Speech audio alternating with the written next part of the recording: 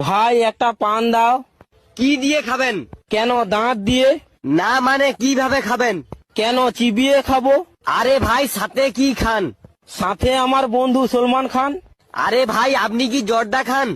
না ভাই, আমি আমির খান।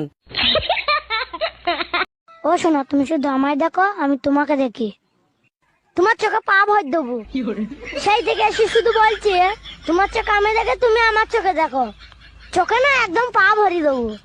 কত দূর থেকে কষ্ট করে এলাম। ওগো শুনছো? হ্যাঁ গো।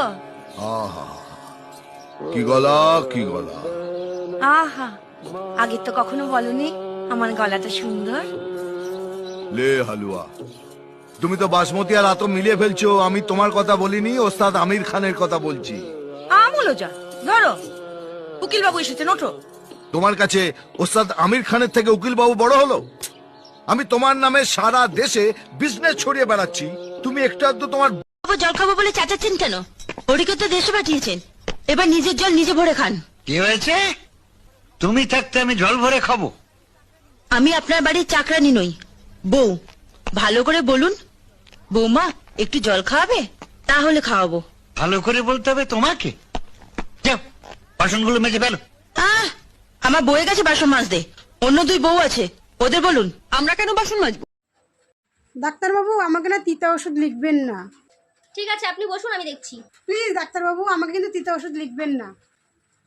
বললাম তো আপনি বসুন, আমি দেখছি। আমি কিন্তু তিতা ওষুধ খেতে পারি না। তাহলে 2 কেজি জিলাপি লিখে দিব? দিব জিলাপি লিখে? ডাক্তারবাবু, আমার ছুটি কবে হবে?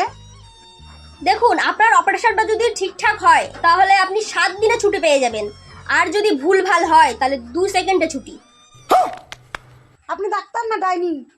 একদম ভুলভাল কথা বলবেন না, আমি একদম ডাক্তার খাঁটি। কালকে ইউটিউব থেকে অপারেশন শিখে আসছি।